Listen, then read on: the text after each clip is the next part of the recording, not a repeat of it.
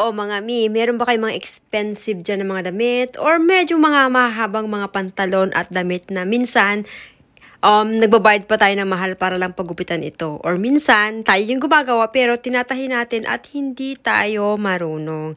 Ito yung pants. Titiklopin nyo lang kung saan yung pinakagusto mong iksi. Tapos, ilalagay mo to. Lagay muna natin ha. So, ayan na. Ilalagay ko na siya. Ilalagay ko na yan. Tapos, para hindi naman masunog yung pants kasi, delikado siya. Lalagyan ko nitong pang... Ito yung nilalagay ko palagi guys para hindi ako nasusunugan ng mga pinaplansya. Tapos, iganyan nyo lang po. Ayan. Painitin nyo lang.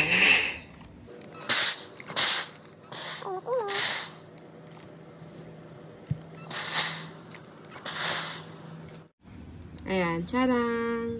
So, ayan na po siya. Oh. Matibay pa yan kasi palagi itong ginagamit. Ayan, diba? Parang professional. O, hindi ka nabibili ng mga sinulid. Tsaka pang matagalan na siya. O, diba? O. Ang ganda ito, grabe. Ito lang siya. So, yun lang. Sana naka-help sa mga mommies na nag-i-struggle magtahi.